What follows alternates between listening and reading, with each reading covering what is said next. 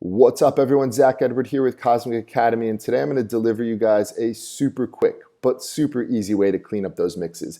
So clipping is something we all know we need to avoid, right? When we clip our signal, we start to lose life, power, clarity in that sound, and when you do it enough over the course of your mix, your track will suffer. You might have a lifeless track. So for example, when we tend to think clipping, we always look at our track output. So if I press play, you'll notice none of these tracks are actually clipping.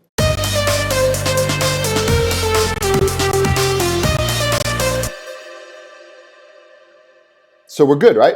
Let's bounce this song and call it a day.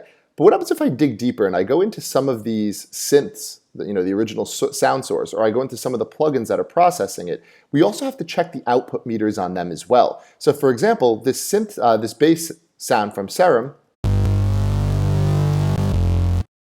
is clipping. And let's then go to maybe our EQ that we use to process the low end. My output is once again clipping into the red. So that's a prime example. If I go to this lead, same thing. My master, clipping. The EQ, clipping.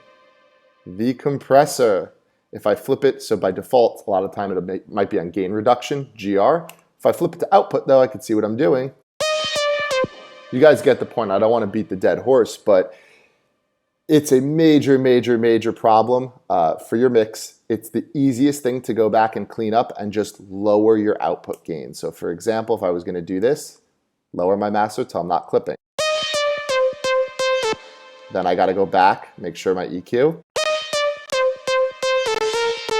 All right, I'm good there. Compressor, let's lower the output gain. Good. Excuse my computer shitting the bed here. And Maserati.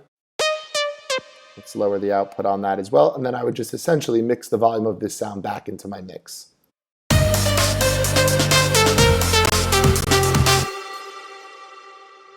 So I'm not losing volume, I'm actually going to gain because I'm now going to mix in a healthy signal rather than I was mixing in this shitty version of the signal that was kind of lifeless and losing a lot of its characteristic and color. So when we think clipping, guys, try and think more than just the actual instrument's output and go inside your plugins and make sure you're not clipping in there.